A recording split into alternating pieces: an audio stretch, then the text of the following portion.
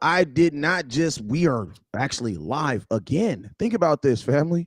Think Mm. about this. We was just live just a minute ago. Then we was live a minute ago. It Yeah. feels like we just been live all day, man. All God, day, dang, I almost man. messed my whole little intro up. What's up with you guys? This is your boy West Coast, and we are live again. Once again, we are live in the building. And man, you guys already know it's Tuesday. So every Tuesday, I go out there and I find the baddest beard in the game, and I bring him on here, and we sit down here, and we have an educated, but very, very delusional, very, very fantastic, very factual base, very, very, what's the most synonyms? Y'all put some synonyms in the comment box for what this show really is. You know what I'm saying? But what we do is we just go through everything that we have gone through in this last week from last Tuesday to this Tuesday, man. And I got the king himself, man. My boy, I almost called you Boss Cowboy. My boy, Law Nation, the king of YouTube over there, man. What's up with you, man? Man, it's a pleasure always jumping in talking football. Hey, I love this because normally this would not be news. This would be week to week of the same thing. But now, man, these week to week of different information for the nation. And I love this, man. Let's get this thing going the best way possible. Absolutely. And I know why I called you boss because I see him in the comment box. What's up with you, man? Salute to Hey, I'm you, gonna tell you man. this right here. Content creators supporting other content creators is like the new Hmm. thing, right? That's like Yeah. the new thing, right? Yeah, Oh, yeah. like that's like the new thing. Like when you like, I love when I see like when like say LeBron's not playing this week, he'll go down and catch one of his homies' games. You know what I'm saying? Hmm. And just be out there like, yeah, we gonna play y'all one day, but today I'm here to Right. support you. You know what I'm saying? I like that. Content creators supporting other content creators is the new thing in 2023. You know what I'm saying? Because we gonna take down this. My mom always says like this: you're gonna eat an elephant, you're gonna eat it one bite at a time, but you'll eat it faster if you have a crew. And guess what, man? You guys Mm. outside of us, you have a huge network of cowboy content creators that make sure that you guys are good every single day. And Boss is definitely one of them. So appreciate you, my boy, for the support. All No, right. no doubt, man. The nation never sleeps, and you guys, hey, go ahead and tell them how they can support this thing with the stars, the super chats, Oh and the yeah. likes and shares. Go ahead, let them know because I love that speech because people fail to realize we're not big networks. We get it out of the mud. Oh yeah. And I'm gonna tell you this right now. We get it out the mud. Yes, man. I love that part. But hey, let me tell Mhm. you this too. There is this misconception because the internet is free that all this stuff that we be doing is absolutely free and don't cost us nothing. And I'm gonna tell y'all this right now. We make it look like that because of what? Because of people like you, people who support and support this content. And I'm gonna tell you this right now. There's these two things. Actually, it's about three, four things, and they all start with an S. The first thing we need you guys to do, and like my boy landlord said, will not charge a card if you do this. You know what I'm saying? All you got to do is hit that share button. Now, the share button, listen to me. That's like paying your taxes. Everybody got to do that. I don't give a dang if you got $1. Mhm. Uncle Sam needs 33 cents.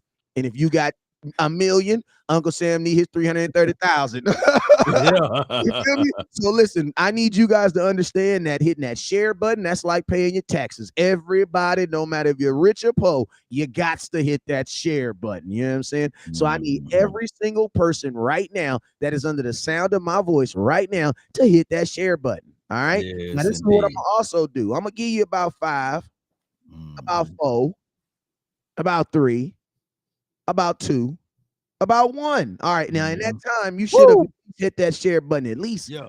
I mean, I'm four. Even if you don't like us, be like sharing it to your other haters. Like Yeah. these two boys, I can't stand West Coast. I can't stand Law Nation. I can't share that to. I love the haters too. So y'all hate Hey, share. for You real. know. Hey, listen to me. Hey, listen to me. I'm gonna tell you Yeah. this right now. I'm gonna tell you this right now because I know there's some Cowboy fans that don't even like West Coast. I'm gonna tell you this right now. If you really listen to me, if you really want to piss West Coast off, you really want to, if you a real hater, man, you'll share the content to another hater, man. I'm Right. just You saying, man. can't believe this dude. West Coast said this. Damn. Hey, my next, I'm gonna tell you this right now, Cowboy Nation and West Coast Cowboys supporters, we will have our sound effects up by next week. We will not be defeated. We will not. We will not be our soundboard. Okay. Yes, indeed. Let's go. Let's get He hit you with the it. damn. I heard it too. I heard it too. That was smooth. I liked it that. All right, but yo, man, enough. Hey, listen. Let's go ahead now. Listen, I'm gonna say your name. as I say your name, I need you to either hit the share button. Now, the next thing is to call stars and super chats. Really, really straight to the point. They're the exact same thing. The only difference is super chats is for YouTube, stars is for Facebook. It's the exact same thing. And guess what? We use that content for the same thing. So this is what I'm gonna do. I'm gonna go through here as I say your name. I need everybody to hit the share button because that's paying your taxes. Then I need everybody that's able to hit that star button. Now, what I'm gonna do is I'm over. I got my page over here on Facebook. I got up. I'm gonna say what's up to a couple people over here that's been helping paying these bills, keeping these lights on, and folks know I appreciate them. You know what I'm saying? And then I let you shout out a couple people over there on Law Nation, man. I'm gonna tell you now. One of the advantages, I'm gonna tell you this right here. One of the advantages of having your notification is Law Nation got like damn near 100,000 people on there. So he got a lot of people that support him, right? And that's how it's supposed to be. So you got to make sure you get your notifications on, because if he don't say your name, it's not because he ain't support, it's because you weren't first. So get your notifications on so you can get that shout out. You feel me? Make sure your notifications on. All right, so let me go through this real quick. Craig, what's up with you, boy? I appreciate you, man. John, what's up with you, John? What's up with you, man? Appreciate you, John, for always tapping in, my guy. Roderick, what's up with you, Roderick? Appreciate you, my guy. Darren, hey, what's up with you, OG? Appreciate you, sir. OG, right down the street from me too. Hey, let me know if is it raining where you at, OG? It's raining down here. Yeah, a little rain over here. It's raining cool. It's raining in Texas. Yeah, it's raining in Dallas. Crazy weather. We got crazy weather right now too. Okay, I heard that. Yeah. One in a quarter. And it's crazy because now the Cowboys are doing free agent moves, trades, and stuff like that. So yeah, it needs to rain. Rain, there's good stuff over here in Cowboys world. Right? Yeah, like wash all the bad stuff out of here. You know what I'm saying? Hey, shout out to my boy. How about them Cowboys? Mike DC4L, Texas T, Tyrone Church. Appreciate you. And what's up, Keith? What's up, my boy? Me, Mr. McPherson. Hey, congratulations on the new baby on the way too, man. I see you out there. The nation growing. Yeah. Yes, sir. Yes, sir. And he for sure gonna have a Cowboy baby because he through and through. You feel me? Shout out, hey Law. I know you got a couple people over there. Show them some love, man. We gonna all right. Content. We got Debo Harmony, and then Hallelujah. I appreciate you guys, man. I'm gonna just give shouts out to those two. They were the first ones in here, so let me know that they are part of the notification squad. Hey, your mods, man, y'all continue to do y'all thing, and salute to all of the Facebook gang.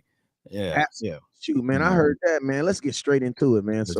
Listen to me. Dallas Cowboys have not been acting like your typical Dallas Cowboys. Praise God, right? Like we have been going, like I feel like I've been doing just as much content right now as I was doing probably during regular season. You know what I'm saying? Right. I feel like more stuff is happening right now. And to be honest with you, truth be told, it probably is more stuff going on right now. So between now and last week, let's just kind of go on and talk about what is happening. I don't think last week Zeke had been released since then. Had that happened? No, Zeke haven't been released. So they released Ezekiel Elliott. They made it a post June 1 cut, right? Something like that. And then they just added today Ronald Jones, and then now we have an offensive lineman. I'm gonna let you try Chuma Edoga. And they added Brandon Cooks on the team over here. And who else I'm missing out? They did something else. We traded Gilmore. Did we do the Gilly? No, we hadn't. I think Gilmore was right before that, and then Zeke was like the very next. It was like on that Wednesday, so that's why we missed the Zeke. But we can just talk about the stuff that's relevant and just kind of mash it all up like we do. You know what I'm saying? Like we do. So let's talk about this Ronald Jones, man. I ain't gonna lie. I used about 4:00 this morning. It was a little bit about 6, 7 o'clock this morning. I was watching your video, and it's crazy because I didn't even notice until after I turned the video off that you actually said at the top of the video that this is my video from last year. I gotta read more. Oh, you talking about Chuma? Yeah, no, it was the Chuma video, the one that yeah. He's a converted tackle that can play guard, got good hands. He was drafted in the 3rd round. And he got a little power size to him. I like what he can do from a guard spot. I think that the Cowboys are looking at someone that's versatile, right? That can be either a swing tackle or a swing guard. Why not bring in somebody with those type of techniques and skill sets, just in case if Tyron Smith goes down, you can kick Tyler Smith back at left tackle, and then you will have Chuma right there. This doesn't mean that the Cowboys are not looking into the draft. I think that they would still utilize the draft to fill in that voided spot too. Yeah, and I mean, one thing I like, listen to me. I think at this point of free agency, there's gonna be names that you don't agree with. But the number one thing I want to stress is, do you agree with the positions? And I agree what the Cowboys are doing as far as the positions and what the Cowboys are doing as far, because they have basically thrown some type of band-aid or something at each hole. Now, guess what? Some band-aids are going to hold, some band-aids are going to not. It's going to bleed through. You know what I'm saying? But at least they put something. And I love the fact that they're trying. It almost feels like the Dallas Cowboys are at least trying to have a body at every hole so that they don't have to be in a need. Because, as much as we did sign Ronald Jones today, a 1-year deal.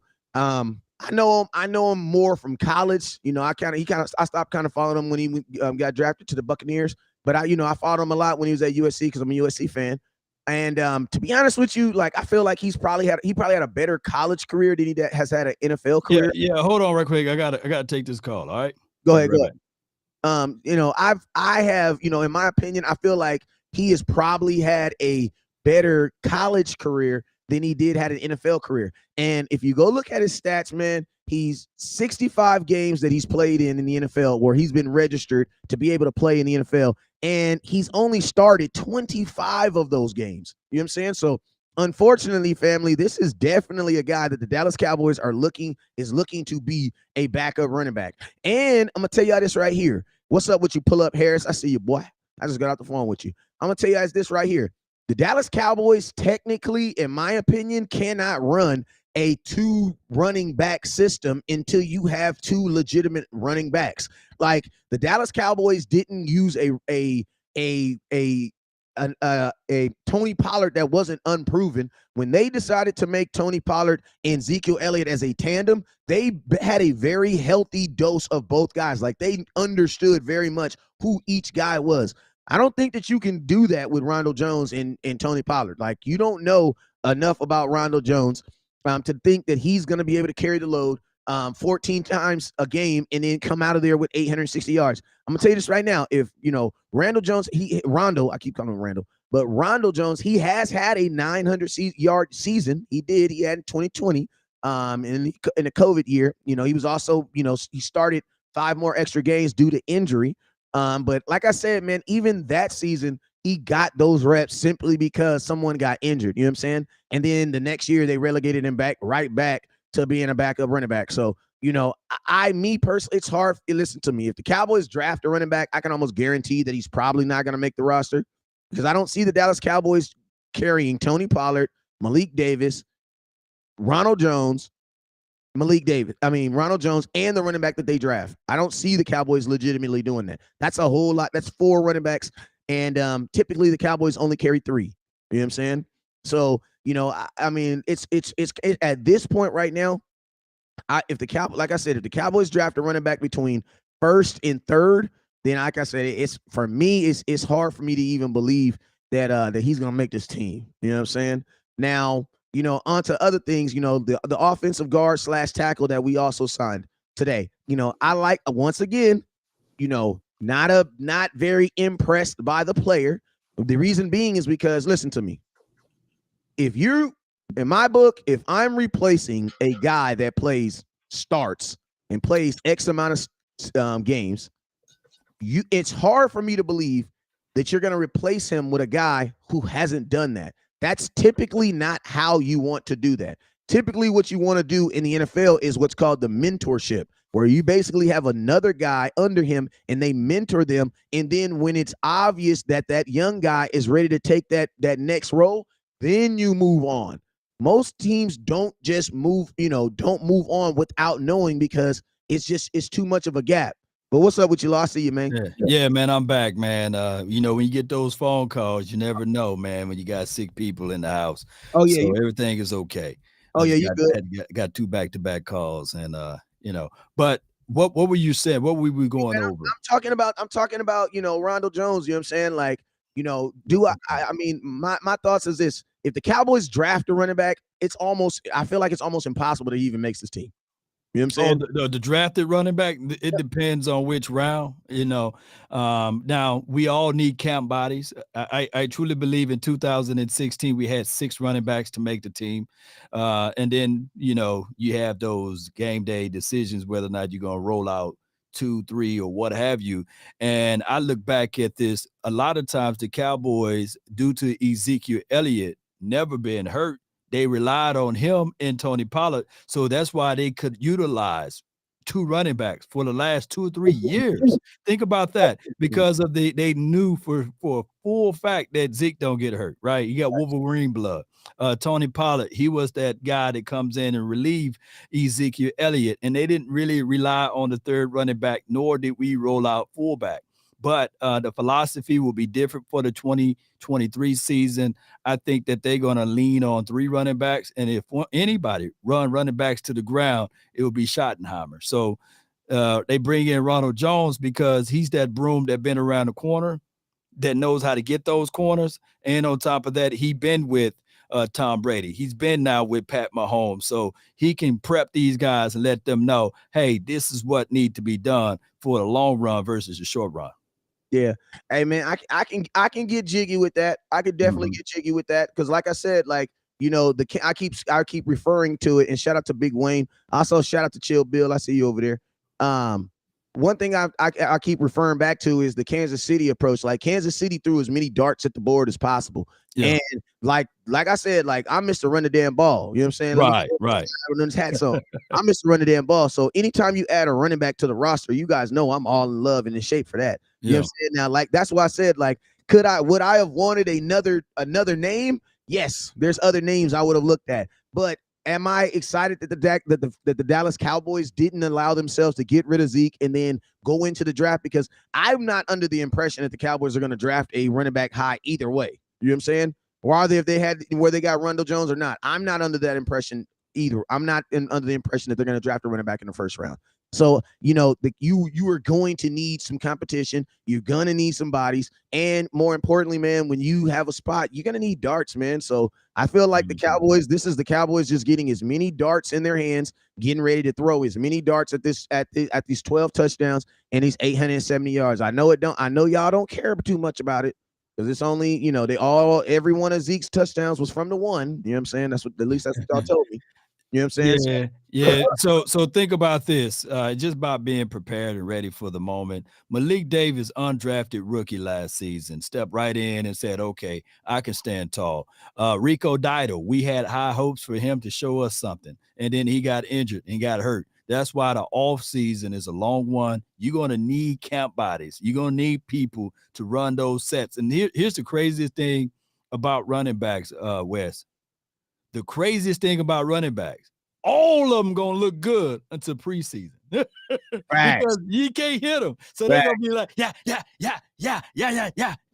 touchdown. They're gonna get back up, run. You can't hit them. So even they look, Wes, they can put me out there. Yeah. Man, that dude with the beard coming out of the helmet, shoot, that dude looking good out there because they can't hit me. They can't hit me, right? And then when preseason comes, then you'll know whether or not Law got something. And I'm gonna tell you, when you get in your 40s, I know you in your 40s too, probably. Hey, hey, we ain't gonna be able to get right back up, bro. Heck no. Heck no. You know what I'm saying? Hey, I be having them days where my body just exactly your body just shut down, just be like, yeah. I cut grass the other day, boy. It took me a minute just to roll out of the bed. I said, nah, I'm gonna call Hector now. Yeah. Yeah, man. And this is another thing, like, there is a lot of things that Ezekiel Elliott did that a lot of fans don't really, I'm not gonna say you don't understand it, but it's just, it's like a mother in the house. You know what I'm saying? There's so many jobs that get done, so many things in the house that you don't realize take place until mom says, oh, I'm going down to such and such house for a couple of days, I'll be back. And then you come home, you're like, man, I'm hungry in the mug. You coming in, you just ready, you sit at the table and you're like, okay, okay, oh damn, what's going on? You know what I'm Right, saying? right. Just you little subtle, it's the little subtle things, right? You Yeah, have to have someone that can still have you those subtle things. Now think about this. Cowboys probably did their biggest acquisition of this offseason by trading for wide receiver Brandon Cooks, a guy who's been in the league, 8 years, has 1,000 yards. So yeah. and he's under 30. You know what I'm saying? So miss me with the whole he's washed up stuff. I don't want to hear none of that. You know what I'm saying? And I'm gonna tell y'all something also. Listen, in professional sports, if you can still play at a high level, it doesn't matter how old you are. Tom Brady has proven that. Like, I think Tom Brady has killed the notion of if you were, because he wasn't playing at a high level at 45, but he was playing at a high level at 43. You know what I'm saying? And that's Father still, time. yeah, Yeah, that's still older than anybody else that's playing right now. So yeah. it's not about your age. You know what I'm saying? Let's never use age in football because a lot of these dudes be signing 1 and 2 deals anyway. So it's not even like you're stuck with them anyway. You know what I'm saying? So I mean, let's not even compare that. But But here's the only thing though, Wes. Football is a world within worlds. Like DB life is different from um defensive end life. Defensive end life is different from defensive line, well, defensive tackle life. yep, And then quarterback life is a whole lot different than running back life. So everybody got different shelf lives. And that what makes football such a unique sport because basketball, everybody got the same life term almost, yeah, and baseball similar. So it's just one of those things. Whereas Tom Brady, he benefited too from the hey, you can't touch the quarterback, right? You blow on him, flag. So the Cowboys, we don't have that longitude and latitude like that here, but you guys get what I'm saying. absolutely. Hey, real quick, shout out to Landlord with the $5 super chat. He says, shout out to the two goats, Facebook and YouTube. Appreciate you, my boy Landlord. And Salute. shout out to Big Wayne. He Big says, Wayne. Lord, we want to let you know he got 3 good plays in him if you need him. I got you, man. That's all we need, man. Remember D-Jack? Yeah. Every time we played against him, he had one good play for us, man, all the way into his 30s and mid 30s or what have you. And he did it a couple of years ago when he played against us with the Raiders. I said, God, dog, that dude has been a thorn in our side. This Yep. is what it is sometimes. Sometimes it be that old player that got one good play left in them. Yep. Hey, shout out to my boy Paul with the $5 with the $4 stars too, and shout out to my boy Kevin over there too. And this is something that I say too, like man, because I think something else that we need to talk about too is like the Dallas Cowboys did not re-sign Dalton Schultz, and Dalton Schultz did sign with the Houston Texans. He Now, signed the with Houston Cowboys, man. there you go, the Houston Cowboys, basically. I mean, and he did sign a 1 year deal for $9 million. Now, I think it's crazy. Right out the gate, we should all know that the Dallas Cowboys do fib. You know what I'm saying? We're not gonna say lie because to some of you guys, lie is such a strong word. So we're gonna just say fib. You know what I'm saying? Because there was a report put out that the Dallas Cowboys had offered Dalton Schultz this contract that was going to make him one of the highest paid tight ends, if not the highest paid tight end in all of football. And then you see him doubling back, taking a 1 year deal for $9 million. It definitely makes you want to say, Because think about this, Cowboy Nation. Last year, Dalton Schultz made $10 million on a 1 year franchise tag. So he literally took a $1 million cut to be on a Houston Texan roster. You know what I'm saying? So it's like, what are your thoughts on Dalton? I mean, what are your thoughts on Dalton Schultz not getting re-signed? Let's start with there. What are your thoughts on that? Once you get paid that money, man, you don't want to get back to not getting paid that money. So that 10 million, man, that hit different than than that $1-2 million. Now he's looking at it like, okay, now you giving me a multiple year deal. I don't know what the numbers were. I know that some reported that it was kind of nice for him for a 3 year deal, but he probably looked at the language of it and said, man, there's a lot of false numbers at the tail end of it, and I'm not finna play this game. I want you guys to get me some guaranteed money, whereas I can be the king of the castle. There's nothing like as a man walking into your house knowing that if you put something down, it can't be removed or it can't be slid across the table or what have you.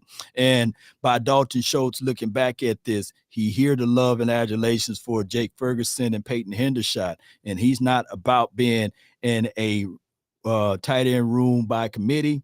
So he want to be the king of his own castle and prove that he is worth every grain of salt. So he's going over to Texan land to be the king of his own castle. And I don't doubt a man betting on himself. Right. $9 million, man, for 1 year. Shoot, put me out there. That's what he's going to make. So, hey, if he double up and do some good stuff, team's going to have to pay him. But right now, he's betting on himself. Yeah, man. And to be exact, the deal is six. It's like $6.5 million with incentives up to 9. You know what I'm saying? Okay. So, it can keep that. And I'm gonna tell you this right now. I think a lot of fans have gotten this notion that like, West Coast doesn't like the new guy. He doesn't like the rookies. He doesn't believe in them. Listen, family, like it's not that I don't believe in these guys, but it's just that like I go to training camp, man, and like I really like go to like I go to training camp, right? I watch film, and when you take those two things, you get to see their start, you get to see their progression throughout the season, right? You understand where a player is, and you understand the delta between where you guys think he has to get. And I'm gonna be honest with you, the delta from where he is right now and where he has to get is very, very large to think that that's going to be accumulated in 3 and 4 months, technically, because we were almost asking for him. Because listen to me, I think, and I love projection, but I just think that there's a lot of projection being projected on Ferguson right now. And I'm gonna tell you this right now: what's not gonna be fair is if Ferguson just say if he just matures like a regular guy who only played limited snaps in his first year and then goes into his second year. What if he only grows at that rate? You know what's gonna happen? You guys are gonna crucify him, bro. Because Cowboys, this is what we do. Ferguson hasn't theoretically done anything to get the adulation that we're giving him. The reason why we're doing that is because we're so eager to move on from Dalton Schultz. Why? Because Ferguson, when we think of Kittle and think of these other guys, he's the thing that looks like him. So I feel like he's getting a little bit more push because he's what you guys actually want. It's almost like with Dak Prescott. It's like with Dak Prescott, what happens with Dak and like Justin Herbert. Like Justin Herbert is what you guys really want in a quarterback, but we got Dak. You know what I'm saying? So it's like, you know what I mean? It is what it is.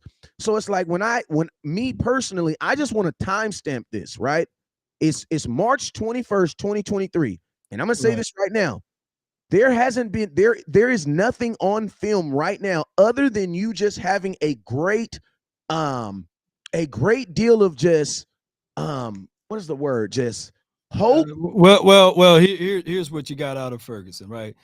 He had right at 170 yards last season, 2 touchdowns, and I believe that was probably about 70 more yards than Hendershot. He had 2 tubs. So we're leaning on the unknown.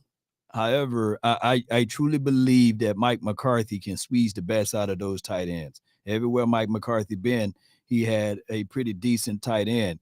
And in college, Mike McCarthy played tight end. So if it's tight end that we having worries and reservations on, I would say, man, I'll just lean on Mike McCarthy. He knows how to develop and get tight ends going in the right spot. Now, will Schultz be missed from a setup situation as far as experiences? Yes. But we can all scale it, right? It took Schultz, 3 years to get to where he was at before we start to acknowledge him. So I believe year 1, Jake Ferguson is better than year 1 Schultz. And I know that that's crass to say because that Dak Prescott is not where Dak Prescott is right now.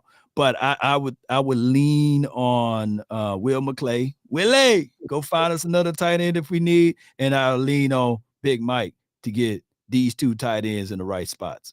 The only problem I have, the pushback is, what's that? If it don't work out, they're not gonna blame Mike McCarthy. They're gonna blame Dak Prescott.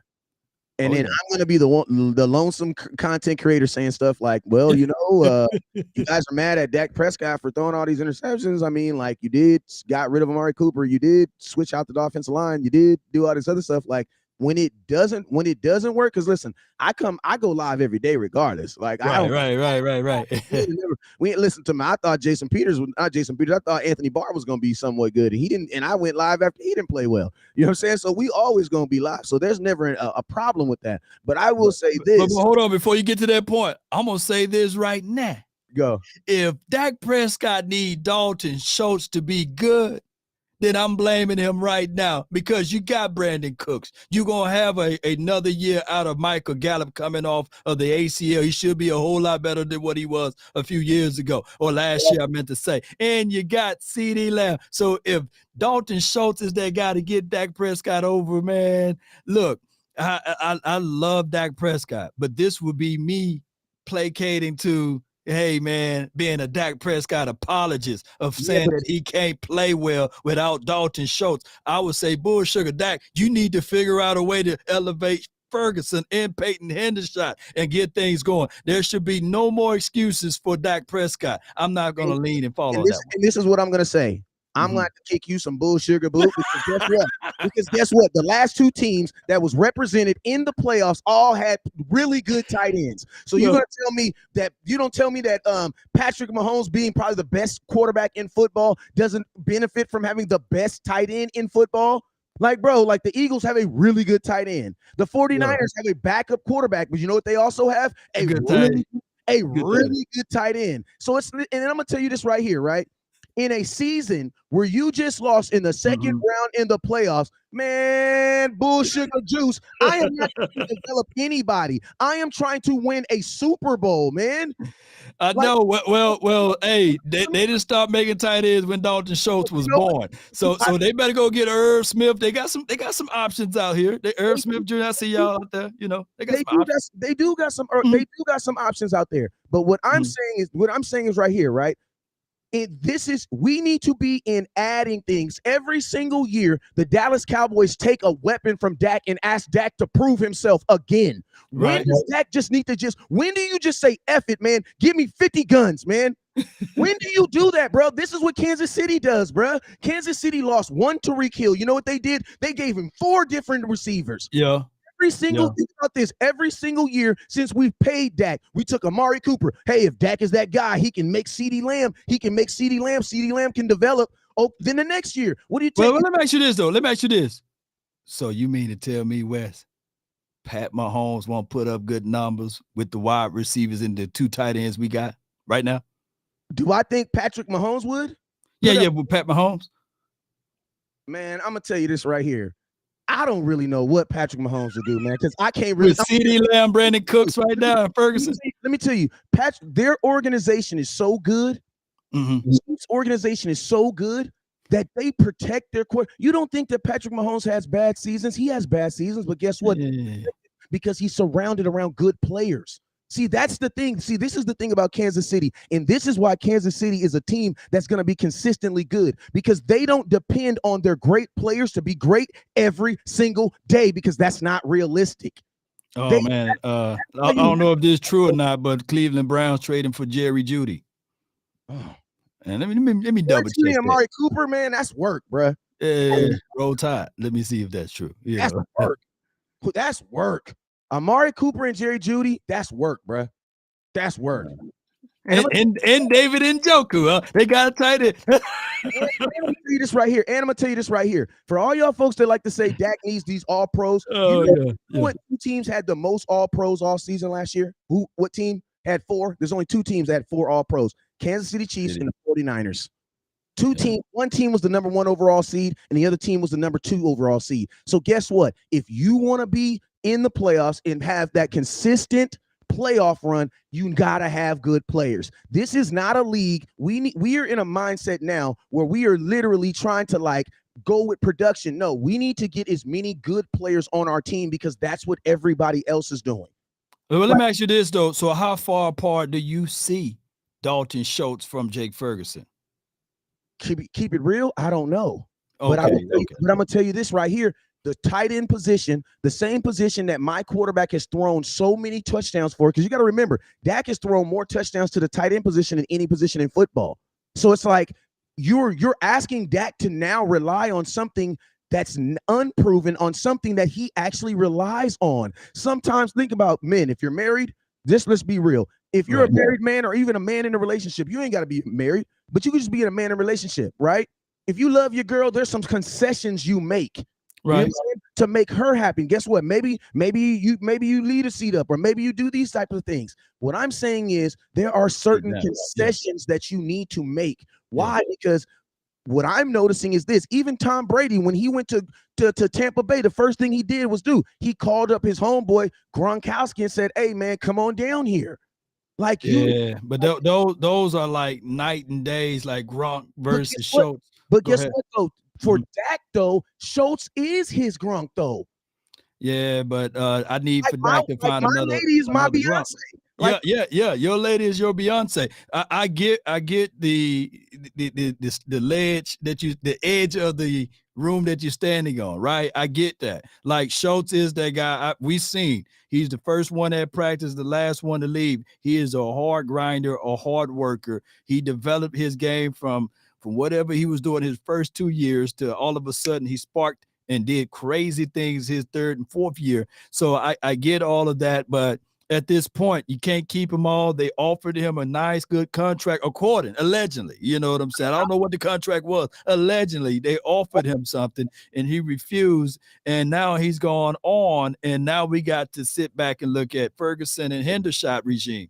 At this point, I'm looking at it if this dude, Mike McCarthy, can't figure out how to get it done with Brandon Cooks, with Michael Gallup coming back, as well as with CeeDee Lamb.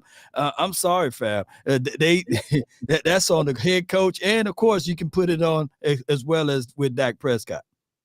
yeah, but I'm gonna tell you this, man. Everybody, all the other teams, what they're doing with their quarterback is they're surrounding their quarterback with as many good players as possible because Right. that is the easiest way. Like you can you can win a Super Bowl the way the Cowboys do it. It just takes freaking forever. You know what I'm saying? So it's Yeah. like as long as y'all don't mind waiting, like how long have we been waiting? Like the 49ers have been to the Super Bowl how many times since we've been there? The Rams have been, listen to me, the Rams have only been in LA freaking 6 years, man. They've been Right. to the Super Bowl twice. You know what I'm saying? You want to know why? Because they're paying for it. They're paying. Yeah. At the Yeah. end of the day, you pay for it. That's just Yeah. what it is. Like you're gonna pay for it. You know what I'm saying? Yeah. So Dallas Cowboys, my mindset is this: hey, why not think about this? What makes our tight end room stronger?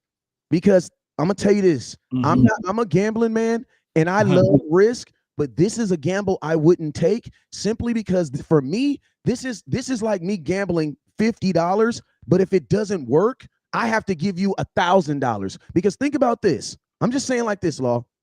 What if Ferguson isn't as good as Schultz in his first year playing 17 full games? Right. Right. What are you gonna and think about this? Tight end is not a position that free agents are just floating around there that are actually good. Most good tight ends are on a team or they're in a position of being second. So my question is this: like because think about this, Dalton Schultz for the last 3 years, he's led your team in first downs. So Right. that means on third down, it's been Dak to Schultz. That's now going to be Dak to Ferguson. What if that does not connect? All I'm saying is, why not keep Schultz to make sure, man, especially in a season where everybody around you is getting better. But here's the thing. Here's the thing. You said that your wife is your Beyonce, right? Right. And this is what happened. The Cowboys proposed to their wife. They I don't, but proposed see, to her, I, and then she said no. Like they, it's not, you acting as if the Cowboys didn't ever gave it the asked the offer. You know, and they gave him an offer, and he said, "Nah, I'm gonna go truth. out and test someone else." See, that's not. But see, that's where first off and foremost, I don't believe that's true. You want to know why I don't believe that's true?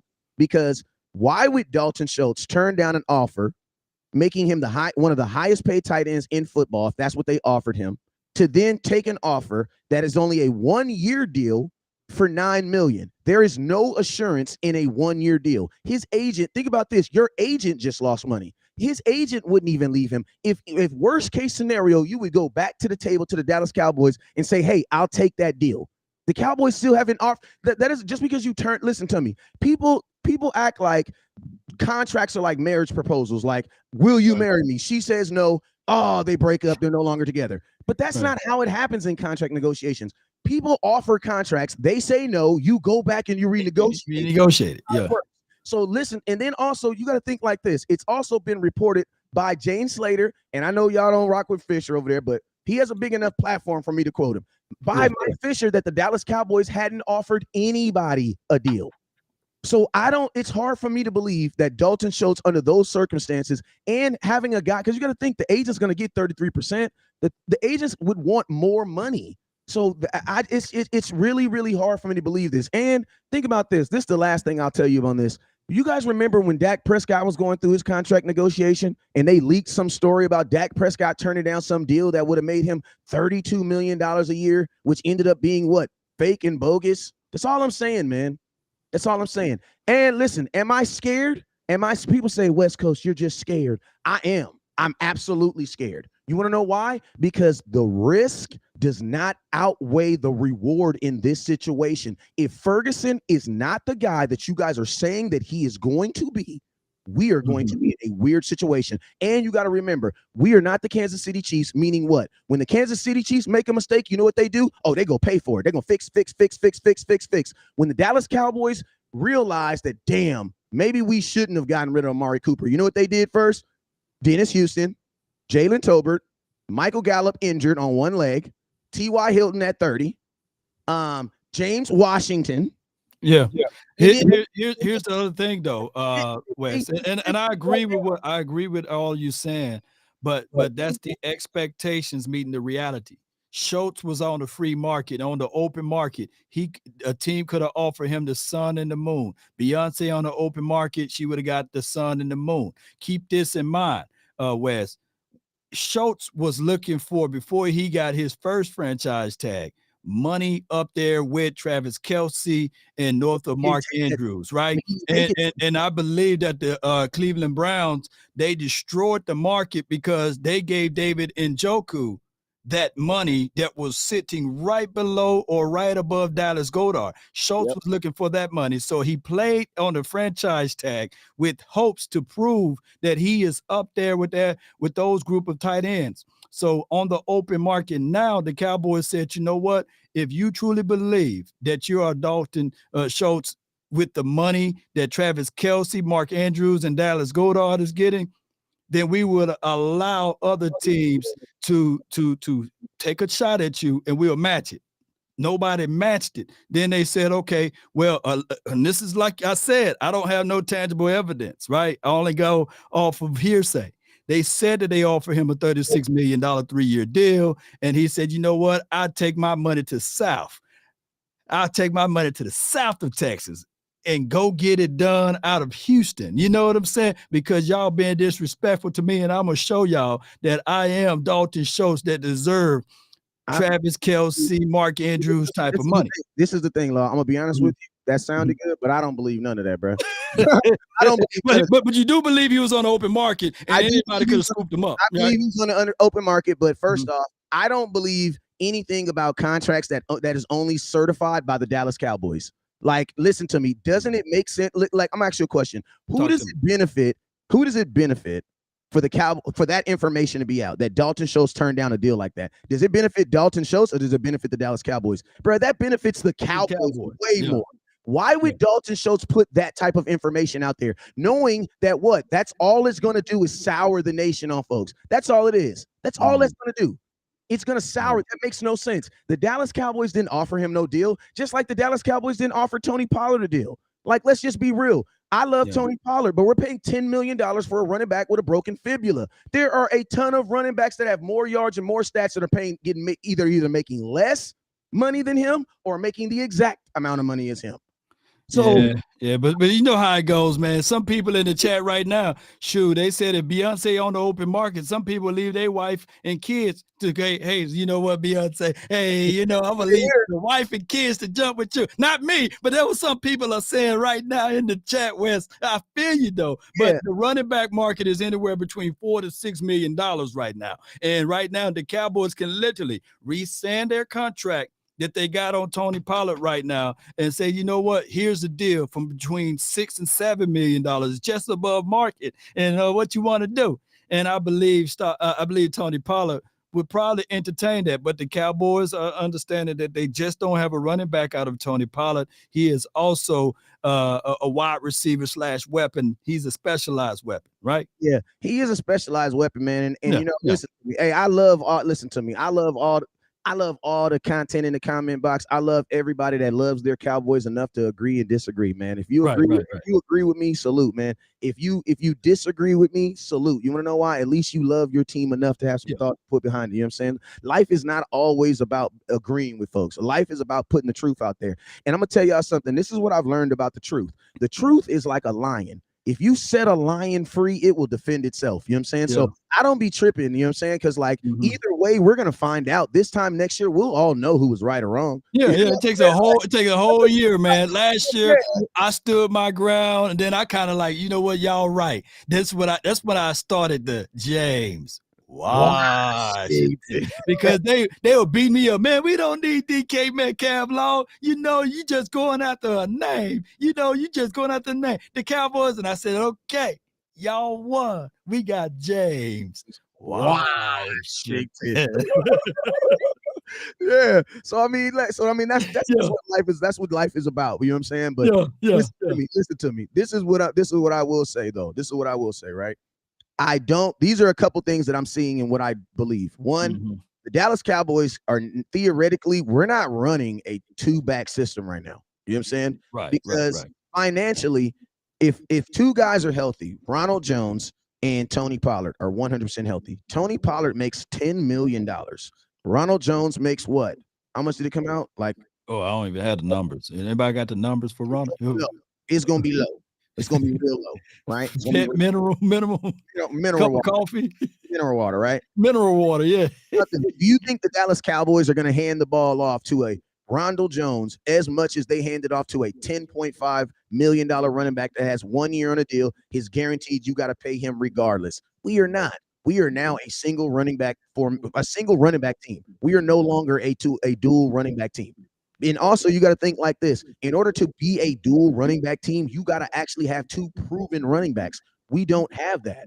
You know what I'm saying? So like now, to be keep it real with you all, I'm actually looking in the draft. You need a guy that's like your starter because that's what I believe in backups. I think your backup should always look like a guy that could be your starter. Why? Because you don't want to get a bell cow running back because guess what? You guys said that didn't work. They just got rid of them. That didn't work in Dallas. So the Cowboys Mm. need to be looking for running backs that are like their starter, and that is Tony Pollard. You know what I'm saying? Because until these other running backs proven themselves, you're not gonna tote Tony Pollard out there and then turn around and give the ball 14 times to an unproven running back. You're just not gonna do that.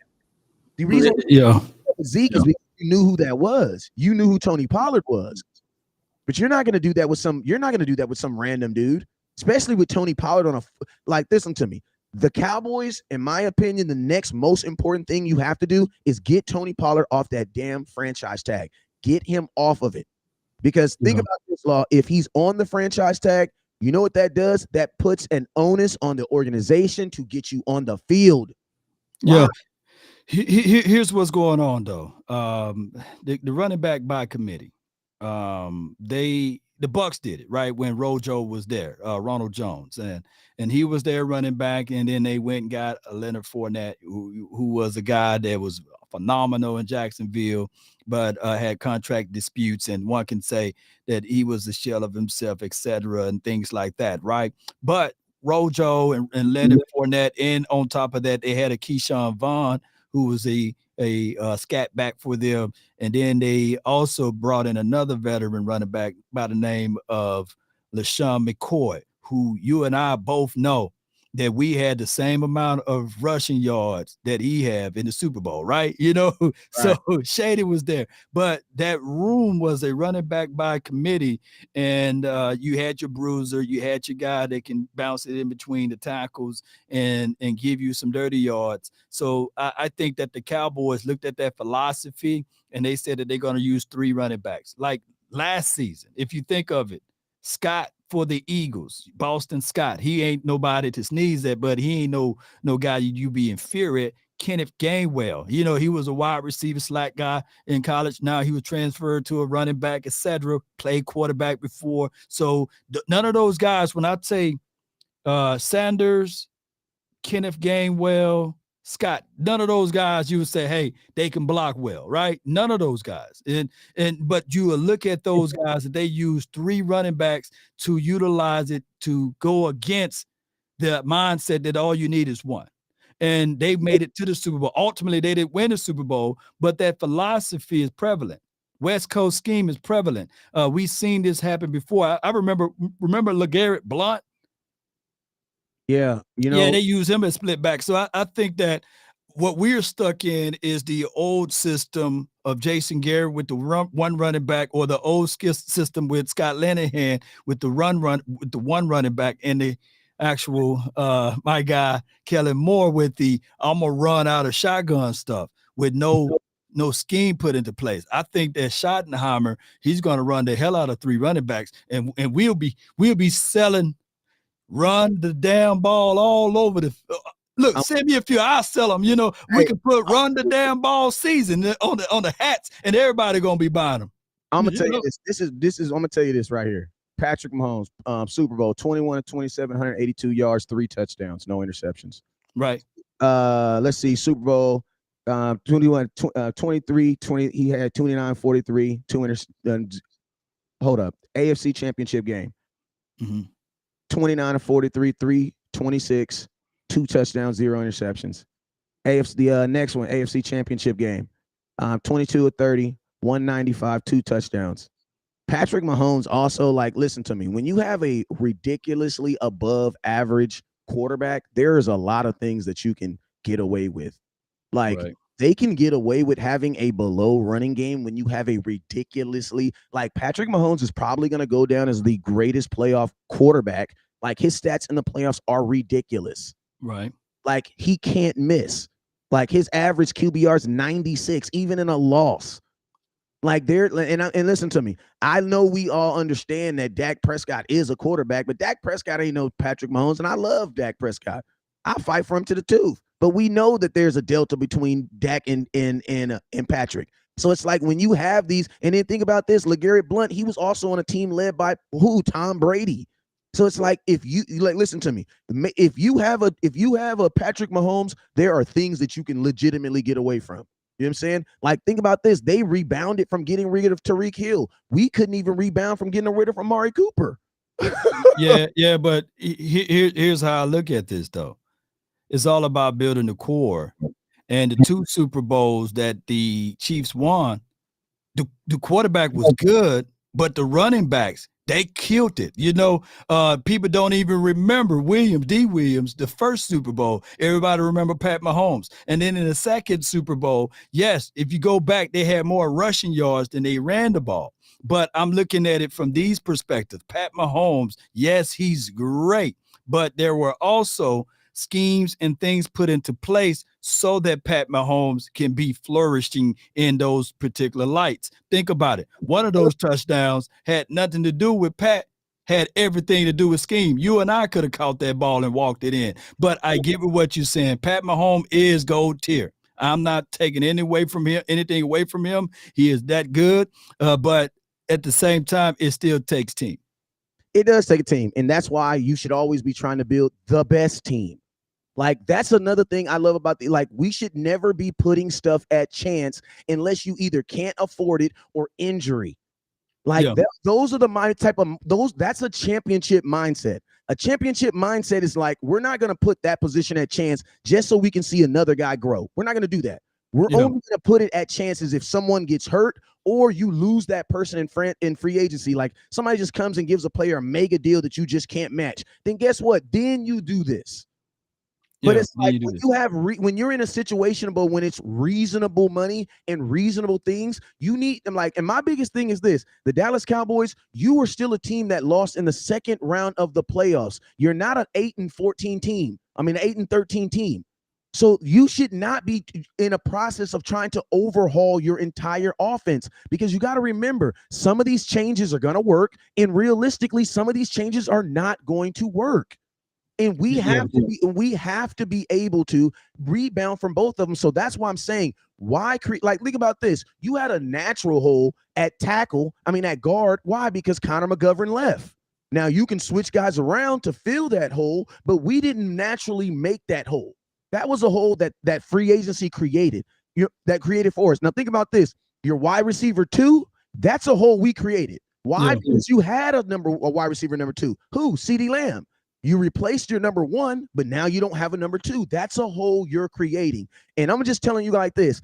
I don't think that Ferguson has the ability, like, because think about this, CeeDee Lamb, it only took him 7 games to figure it out. Okay, I'm the dude. I'm the guy. I'm the guy they're looking at every play.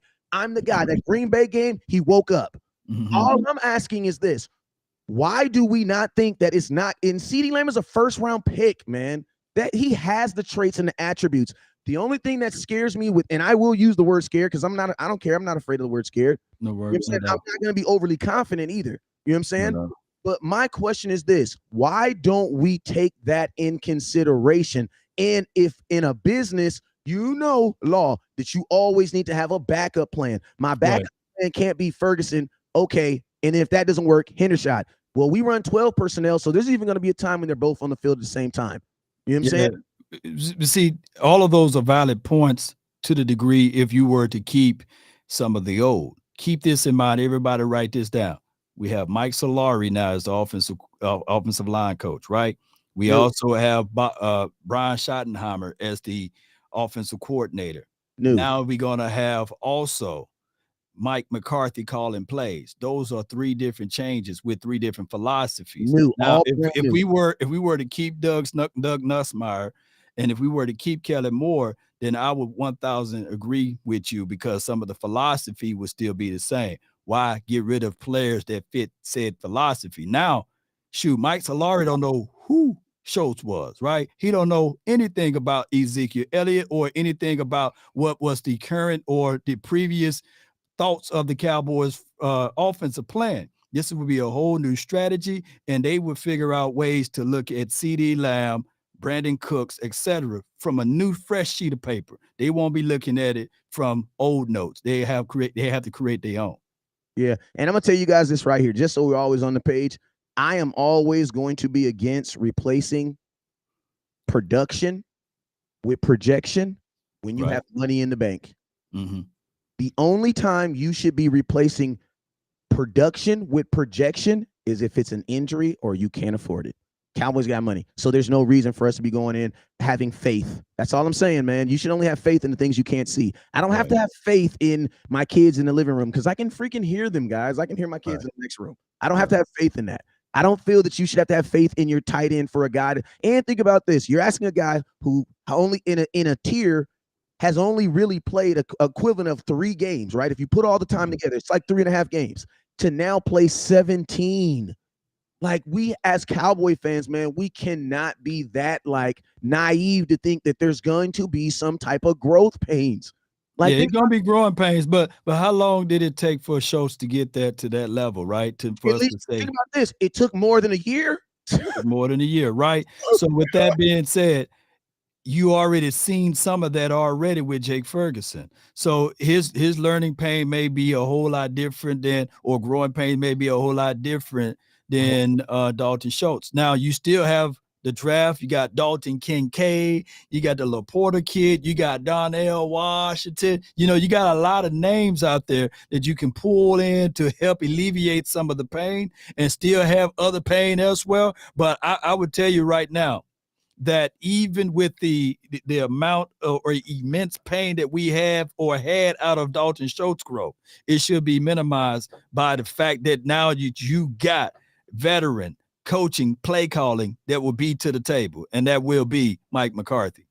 Facts, man. And I'm gonna tell you this right now, man. Like, I just hate putting in business. What I've learned is I don't like putting all my eggs in one basket. I just don't like we're putting all our eggs and tight end in one basket. What I've learned, because I've just failed so many times in business. Like, I've tried so many businesses and they failed so many times. And one thing I've noticed is, like, man, you need to have like first off, if you have a good product that's working, you don't break it down and rebuild it. You improve it. The Dallas Cowboys had one of the stronger, with Dalton Schultz on this team, in that tight end room. And I'm going to tell you guys this like this. In a 17-game season, what does that mean? That means there's going to be times where people don't play good. And there's going to be times where people get injured. So you don't need to have a good tight end. You need to have a good tight end room so that when something happens, or maybe this guy's just not hitting this game, you're able to go to him. Just like with the wide receiver room. You don't judge how good your wide receivers are based on one wide receiver. Because if that was the case, the Las Vegas Raiders have the best wide receivers in football. But that's not not true. Why? Because Devontae Adams is not good enough to supplement for everybody. So that's what I'm saying. Like, we need to get to the point where we are trying to strengthen our rooms. Because think about this. I've already said it, man. In a 17-game season, I can almost guarantee you Ferguson's not playing 17 games, man. Like, these guys, especially think about this, as a tight end, he's actually, listen, as a tight end, you guys understand that he's actually going to be actually doing more tight end stuff than what you guys think that he's the Travis Kelce stuff, like running plays. Like, he's only going to be doing that for probably like 30% of the time. 70% of the time, your tight end is going to have his hand in the dirt, pretending to either pass block or pretending to run block. Like, that's what tight ends do. Like, they're only catching footballs, running on routes. I mean, when the routes are called, but there's a large percent of time that you're not even going to be doing like these receiver things that people are asking for. So that's what I'm asking, like, on play action passes, on things like that, where you had those pickups. They're not gonna have time to grow. They're gonna have to be good right now. And think about it. Those are facts, but also, with that being said, the Cowboys won't be the only team that missed out on Schultz. It'll be 31 other teams that missed out on Schultz because of the fact that he was out there on the free market and he was available for all 32 teams, but only one team picked him up, and that was the Houston. So if you 1,000% right with that, there will be other teams like, damn, man, we should have gave Schultz that $9 million contract to prove it over there. Because from what you're saying, Schultz, hey, he was that dog. So no, it's going to be a situation. I'm not saying he's that dog. I'm not saying he's right. I'm saying that Dalton Schultz is our dog. Okay, like, we gotta, like, as a Cowboy fans, we gotta stop comparing our guys to everybody else in the world, because you guys got to remember, as much as y'all say he's not Jason Kelce, unfortunately, his mom only had one of him. You know what I'm saying? So there's theoretically only one Jason Kelce, and only one team has the luxury of having him. You know what I'm saying? Right. So it's like, and listen to me. At the end of the day, the crazy thing about it is, we gonna, in a year from now, we all gonna find out. We're gonna find out. And then, hey, you got up into trade deadline. If it don't work, man, the Cowboys can shop around and say, hey, let's go put in a first-round draft pick or a second-round draft pick for Kyle Pitts or someone. They still will have opportunities to re-solidify that tight end room if it don't work out for Hendershot and Ferguson and Sean McEwen and whoever else we draft in the draft. There will still be opportunities and chances for the Cowboys to pick up that tight end that they missing. Yeah, because, I mean, if you think about this, you think about the 49ers who invented the West Coast offense, who are like the fathers of it. You know, if you think about the greatest plays from the 49ers, they were not really tight. They weren't our receivers that were making those plays. Like, if you think about the greatest play to ever be the 49ers over the Cowboys, that was a tight end that made that play. That wasn't a wide receiver. Dwight Clark, yeah. Tight end. So it's like, you know, the West Coast offense is based highly strong on a tight end understanding what he's doing. So it's like, that's just what we just got. You know, there's two types of fans. There's types of fans that believe that the Delta isn't that strong, and then there's fans like myself who are just wait and see guys. Like, I'm a wait and see guy. Like, that's just what I mean. And listen to me, I respect you guys' opinion to say it, right, to say I'm right or wrong, but I am just a wait and see guy. And I'm gonna tell you, if you listen, Law, tell them about training camp, man. How many times have you been at training camp and you see something with your eyes and you be telling them on the nation, man, I'm seeing this with my eyes? Like Deron Bland. We was at training camp a long time. We was, man, this dude's pretty damn good, bro. Not gonna lie. Number 30 out there. I was like, man, wait a minute. I don't remember Anthony Brown being that explosive out there. And then they're like, no, that ain't Anthony Brown, dog. He changed the number to 3. That's Deron Bland, you know. Deron Bland. So it's like, there's listen to me. And it's like, you know, once you see something, it's hard to unsee it. You know what I'm saying? Yeah. Like, it's just hard to unsee it. So the hope, honestly, is because we have question marks and we have things that we are creating. The hope is that they can fill that gap, because I desperately, you know, to the success of this team, you're gonna need one of your tight ends to be. You're gonna, in a West Coast based offense, you're gonna need one of your tight ends to be special. Like, if you really know the West Coast concept, your tight end is a guy, he moves around. He moves around. They use the tight end to dictate. And I'm going to tell you, in the West Coast offense, they don't a lot of times use the outside receiver to determine if they're in man or in coverage. They use the tight end. So it's like your tight end. So think about this. If you bring Ferguson to the left side and he's on the right, and they show he's in man and it's a pass play, he now has to win on his route. So it's not. Yeah, yeah, but if you look at it like let's say for example, if you look at all of the tight ends that Mike McCarthy ever had, they were of the style of Jake Ferguson and Peyton Hendershot. Remember Jared Cook? Remember what they did with Jimmy Graham for a cup of coffee? Remember Martellus Bennett when he came over there to the Green Bay? Or more and more guys, man, that when you start looking back at the way that they use their tight ends, even the way that we seen how you're talking about when they motion the tight end to dictate which to see whether or not they are man or off or playing loose zone.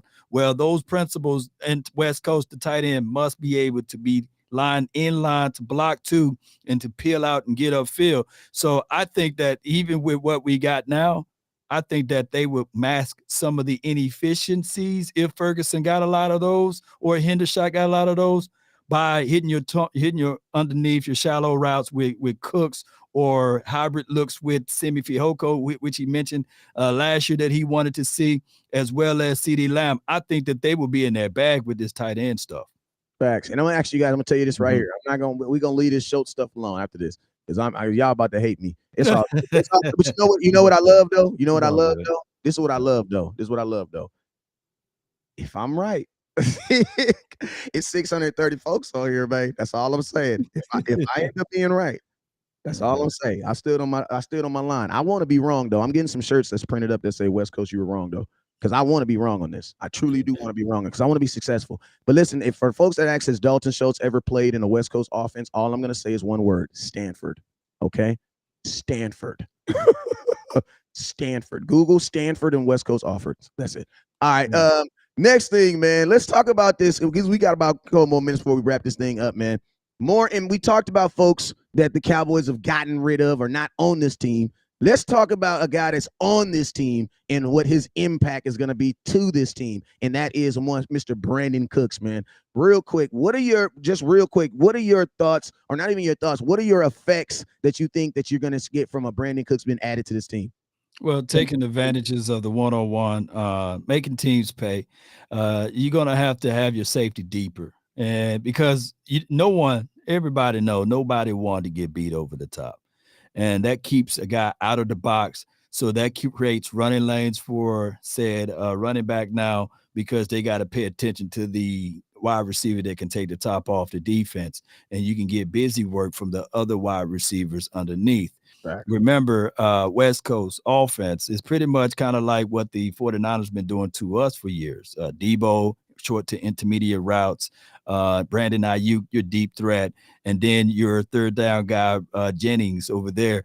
So we got all of those things that I just mentioned on our team. So now you can finesse work with Brandon Cooks because he can pretty much line on the outside and the inside. So his impact is phenomenal. Yes, he's 5'10", but when that ball is in the air, he's 6'10". Absolutely. This is what I like about him. This is what I like about it. Dallas Cowboys have never understood this concept. When you are building a wide receiver room, because remember, we don't want a wide receiver, we want a wide receiver room because they can always double team him and take him out the game. When you're building a wide receiver room, you need to build your wide receiver room like an NBA starting five. You need to have five good guys, but you need to get five guys that all look differently and all do different roles. You know what I'm saying? Because what does it benefit you to have 5 CD Lambs? I know it sounds good on Madden, but in real life, you need guys that can stretch the field and do other things. So I like the fact that you have a guy who does something totally different than nobody else on this team that automatically makes him what? Not irreplaceable, but it gives him a sense of value in this offense. So I know he's going to be used. Why? Because when you bring in guys, like one thing about these, when you bring in guys that kind of have the same skill set, like T.Y. Hilton, like, I kind of understand why T.Y. Hilton didn't get as many balls because T.Y. Hilton's game and CD's game are kind of similar. So if you can get the ball to CD, why wouldn't you just got to get the ball to CD? You know what I'm saying? But now you have a guy that totally different type of play guy that you can call plays for and routes that he can win on. So I love that right there. Something else that, I like about him too is, this is a guy that at some point of the season, because CeeDee Lamb, you guys already know, I believed in order to be a number one receiver, you got to get double coverage. If you don't get double coverage, then you're not a number one receiver in my opinion. You know what I'm saying? If the league doesn't respect you enough to put a hang of safety over you, they feel that they can tie you up with one guy, you're not a number one receiver. CeeDee Lamb was getting double covered by the end of the season. So the NFL has recognized that he's what? A number one receiver in some aspect. You need a guy on that opposite side that you can pull away so that you can pull that coverage away from CeeDee Lamb. You know what I'm saying? So that these defenses can be honest. And I think that's another thing that you're also going to get with Brandon Cooks, man. And then I think also, just most importantly, if the Dallas Cowboys are able to run the ball, the Dallas Dak, you're going to have to let that thing go, man. Because if you go look at Brandon Cooks' stats right now, if you go look at his highlights right now, man, almost every highlight of Brandon Cooks running down the field is off play action. You know what I'm saying? Yeah, you can play action, because what you want to do is, like I say, if you get that safety to take a step forward, it's trouble. It's over with for him. It's going to be hard for him to recover, especially someone with that type of speed. I see Brandon Cooks as a younger Ty, by the way. So when I look at those two things there, and what Ty was able to do for us with that cup of coffee, well, with a communion cup of coffee, is the fact that he didn't have a chance and opportunity to have OTAs training, off-season training with the Cowboys, being at Oxnard, being on the same page in practice with Dak Prescott. So they had to rip the Band-Aid off real quickly and throw him out there to say, all right, man, you're 33 years of age, put your wisdom and understanding and knowledge out there on the field. And we had to learn on the fly or build the plane while it was in the air. So now you got Brandon Cooks, who's younger than Ty, right? That's going to have OTAs, training camp, and beyond here, and they should be on the same page when the season kick off. And you will see teams saying, "Damn, do I double team now, CeeDee Lamb, or do I try to bracket cover Brandon Cooks?" Hey, and then that's guess who else? Pressure bust pipes, right? But pressure is also going to try to find its lowest level to get the escape from, right? So now all of a sudden, with less pressure, Michael Gallup snagging the ball out of there. I would not be surprised if Michael Gallup get 1,000 yards this year. I mean, and think about this, you have Brandon Cooks, who's now going to be Brandon Cooks in every situation that you could pretty much, except for when he was probably in Los Angeles. He's always been a guy that's always gotten the number one or the best corner. So now you're in a situation where Brandon Cooks is unless you just gonna put a number two corner on CeeDee Lamb, and if he does that, then Dak Prescott take advantage of that every single time. But now you can actually play mismatch football. Like, that's one of the importance of having wide receivers that all do different things, because when you have wide receivers that do different things, you just can't put any old corner on any old body. You know what I'm saying? You have to actually match those guys up. So now you have a guy that you're gonna make these, like, my thing as an offense is this, like an offensive coordinator, my job is to always put stress on the defense. I want the defense stressing. I want them, when I come out there to set my play, I want them to have to change their defensive play. Like, they have to change their defensive play. If I can't get them to change their defense, then guess what? They feel confident in what they called before they even saw what I was doing. That's not realistic. That's not good. That's not good play calling.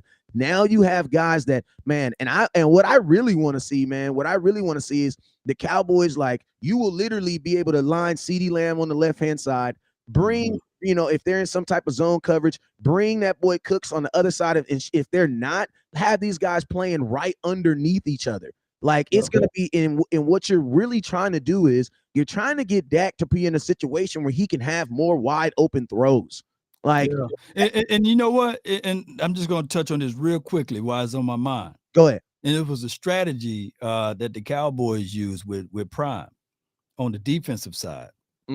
Did you know that they put Dion on the number 2 wide receiver and put LB or Larry Brown on the number 1 wide receiver and roll coverage over the top that way? Now, quarterbacks dropping back, your first read is already taken away because you got roll coverage and you got the DB on them like white on rice. And now your second guy, he's locked down with Prime. So I think that even from a defensive strategy, Gilmore still may be on the number one wide receiver with him by himself, or Gilmore may be just doing that with Diggs now on the number two wide receiver with roll coverage over the top. Hey, It's gonna create, or vice versa. It's gonna create so much chaos. That's why it's so important that we got a third option out of Gallup or Jalen Tolbert, because teams can't even play that game with us. hey, Log, not to cut you off, but bruh, Mm-hmm. bruh, bruh. Talk to me, man. Training camp 101s is about to be great. Bland gonna eat. Bruh, training camp 101s, bruh. Training camp 101s is about to be cracking, bruh. Crack a cow. You know what I'm saying? You got CD Lamb, Brandon Cooks, you know what I mean? Up there going up against Bland, Diggs, Gilmore. Bruh, listen to me. You tell me how Jalen Tolbert doesn't get better playing against those three dudes every single day. Shoot. He gonna have to. Hey, Bruh, Jalen like, Tolbert gonna have to beat out Dennis Houston. See, Dennis Houston, like, yeah, Jalen, you my boy, you my dog.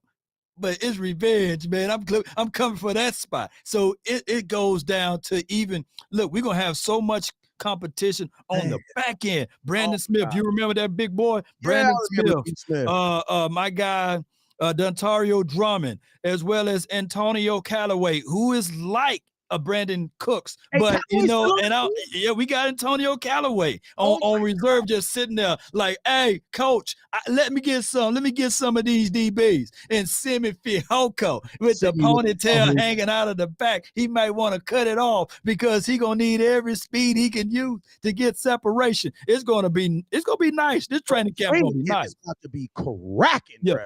Yeah. About to be cracking, bro. And it's like in like at that, man, that's gonna be lovely, bro. That's gonna be lovely, man. Because you literally, Cowboys got 3 deep, bro. So it's like even your third string receiver is gonna get some work. Right. It's about to be cracking. Your third receiver, who's ever playing third receiver, has to line up against Bland. It's gonna be some work, bro. It's gonna be, and whoever, ever we draft, and I know Willie McClay, he's already doing like this, the Birdman hand rubs. I know it. Hey, man. Hey, y'all thought Dak was throwing interception last year. Shoot, it's picked off in practice, because I want Dak to let it hang, man. Let's continue to try to squeeze those balls into the wrong spots, because those boys, and see what you can do in this West Coast, because I don't want to hear West Coast talking about, hey, the reason why Dak can't throw is because he's missing Dalton Schultz. Damn. Hey, man, they are. But listen to me. Listen to me. hey, listen to me. If you believe West Coast is wrong about this Dalton Schultz, I'm dropping some T-shirts. And it simply says one thing. It says, West Coast, you are wrong, man. I need y'all to support this, man, because I'm really hoping I'm wrong on this, man. So make sure when I drop that link, for all that folks that believe that West Coast is wrong on this Dalton Schultz, make sure you guys grab yourself a T-shirt. You feel me? Support the nation. Support the nation, man. But yo, Law, man, hey, man, we've been on here for about an hour, 20 minutes, man. I know you still got to get to the final word, man. Listen, man, I just want to listen to me. One thing I love about this show, man, is everybody gets to, gets their things out, man. And I love it, man. And today's show was very, very enlightening. You know what I'm saying? We had moments when we agreed, and we had moments when we didn't agree. You know what I'm saying? And I'm going to tell you this right now. Listen to me. If this was your first time hearing me, don't trip. It take a couple weeks for me to grow on you. You know what I'm saying? But at the end of the day, just know this, man. I'm a Cowboy fan through and through. And at the end of the day, I believe that, man, the Cowboys got to win it right now, bro. Everything, I want you guys to always know that about me. No matter what it is, at the end of the day, you guys know that West Coast just desperately wants to win a Super Bowl now. Ooh, I got to hit me some merch there. Law is betting on Ferguson. You know what I'm saying? There we go. Oh man, hey, we organically made some merch out of this Hey, conversation. either way, Law is betting on Ferguson. You know, Law Ferguson. Yeah. yeah, and I think, and this is what we and the new shirt is just got updated. It's gonna be West Coast, you hella wrong. New, new shirt hey, but listen to me. Listen to me, man. Hey, but hey, Law, man, I appreciate you always letting me come to your house and put my feet up, man. Hey, Law, you a real one, man, because you know my boy Law understands that bringing me on the page sometimes there's gonna be some craziness, man, in that comment, man. And my boy Law, no matter what, always rocks with me, man. So, man, Law, I'm gonna tell you, you one of the most solid in the game, man. And I always got mad love for you, my brother. I appreciate you, my guy. Man, come on, man. We wouldn't look if we agree with everything. This would be not like a day run bland show, but it would be a bland show, right? It'd be like you agree with me, I agree with you, man. It'd be like, man, we need some god doggone conflicts. But I love it because it's organic, right? It ain't like I hit you up and say, hey, all right, I want you to talk about, Dalton Schultz, and I'm gonna talk about Ferguson. You know what I'm saying? And then we have all our clip baits and clips and stuff like that to go back and forth with each other and notes. No, it was organic. I love this. The nation love it. I can tell by the results. This video gonna be well over 1,000 because the nation hear us and they love to see what we thinking about. And those convinced against their will is of the same opinion still. So we are not out here trying to change your mind, So, hey, it is what it is. Let's continue to grind. Y'all know where to find and follow me at Law Nation Sports. I'm everywhere. Just type that in on your Google machines and you will see my face, name, and logo just sitting there like, yeah. Let's go. Man. Hey, and I appreciate y'all for tuning in. You guys already know what it is, man. Never look down because the stars up. Peace.